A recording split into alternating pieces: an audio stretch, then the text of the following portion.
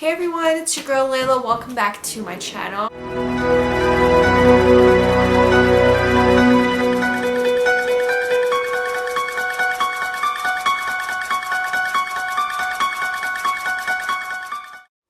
So if you are new here, every October I do what I call Spooktober, and every Wednesday in October I upload a paranormal video or paranormal story time. So I'm very excited to be doing this for the third year in a row now. So if you are not already subscribed, make sure you hit the subscribe button below. I upload 3 times a week, Sunday, Wednesday, and Friday. But for the whole month of October, all of my Wednesday videos are going to be spooky. So welcome to the first Spooktober video of 2019. Oh my goodness, that was a tongue twister. So I really do hope you guys enjoy these videos. I work really hard on them. I go to every single location that I can and do a bunch of research, film for you guys, and tell you guys, you know, the story behind it. So this year, I'm going to start off with the Prince House, which is in Heritage Park. If you guys watched my Heritage Park vlog a little while ago, probably back in August, I was talking about doing a little bit of filming for Spooktober, but I didn't really talk about where I was filming, and I didn't really include that in my vlog. So that mystery is solved. It's this video that I actually filmed at Heritage Park. So yeah, today's video is going to be on the Prince House.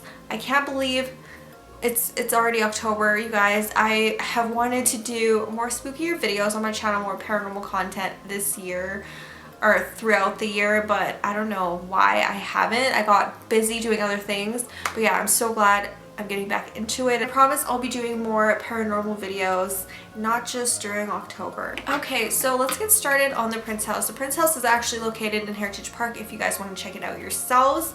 There is a ghost tour, I believe, in October.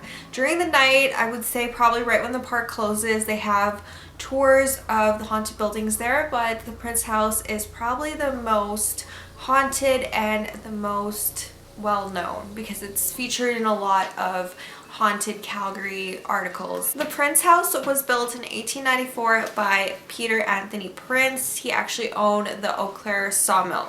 He actually brought the first streetlights to Calgary. This was a funny story. I actually did a ghost tour, a free ghost tour. I might incorporate that into one of my videos, but I did a free ghost tour probably the second week of September, and they talked about the different haunted buildings around Calgary. They told the story about how streetlights had actually come to Calgary and how Calgary was one of the first Canadian cities to actually have streetlights, was because Peter Anthony Prince actually had an accident, fell down during the night, and demanded that they put up lights.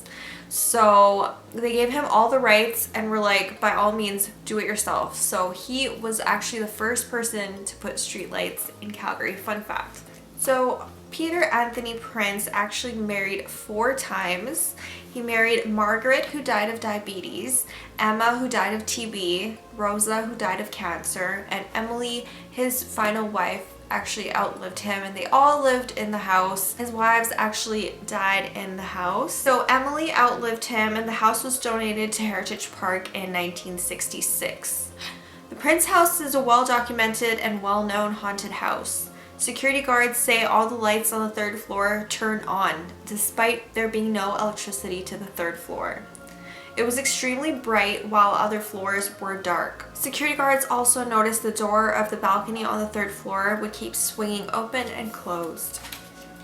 The security guard then brought his guard dog there, but it froze and its hair was standing up, its ears pointed down, and it returned to normal after leaving the house. Staff tend to hear loud stomping on the 2nd floor with objects being misplaced. People have reported seeing a woman in a flowing white dress in the nursery playing with a baby. The baby apparition disappears with the blink of an eye. Certain staff are actually scared to enter the house alone. So I actually found a blog online. He also does YouTube videos. He actually does paranormal investigations in my area and does videos on them. And I want to tell you guys a little bit about his experience because it was one of the most scariest ones that I read, and he's the only person from what I've seen online that has actually spent a night at the Prince house. So his experience was a little bit crazy. He did this in 2016. He says that the spirits there seem mean and unwelcoming. He fell asleep eventually, only to find his flashlight missing, as well as hearing banging noises and even having a doorknob thrown at him. This was actually in the video. One of his videos that I watched, there was a doorknob that was actually thrown at him. And that was enough right there to call it a night and leave after his flashlight was stolen and after he was left in the dark. So the other thing that I found about the Prince house was called The Painting, and this was another online blogger talking about their experience having been to the Heritage Park multiple times ever since they were a little kid. So the first experience this person had at Heritage Park is when they saw a lady upstairs, and they just assumed it was an actress, you know, because there's a lot of tour guides around Heritage Park that dress in, you know, periodic clothing. They dress like, you know, they were from the 1900s, and this person just assumed this lady was one of the actresses until he found out there was only one person or one tour guide located within the house at the bottom floor. So this person saw a lady upstairs and was convinced she was an actress till he saw the painting behind her through her. So she was pretty much transparent. They were so scared they did not return for a number of years until they were older. This time they noticed a painting, and it was a portrait of a woman up at the top of the stairs. As he stared into her, her face took on a very sinister look, revealing a row of yellow fangs as teeth. That is so scary. When I read that, I just started shivering. I was like, what? This portrait was found in a chest that came with the house when it was donated, and this man never actually came back to Heritage Park for good reason. That would be a scary experience. Can you imagine seeing a ghost of a lady in your childhood and then coming back and seeing that in a painting? Like, it's crazy. So that is pretty much it for the ghosts that haunt Heritage Park, or well, at least the one building in Heritage Park. There's multiple buildings. So now I'm actually gonna cut to the clip of the tour. I did film this footage while I was in Heritage Park last summer, so I did see some pretty interesting things in the house. I don't think I saw any ghosts. I didn't see anybody standing in the window or somebody that was playing with a transparent child, but I did see a weird mannequin on the second floor.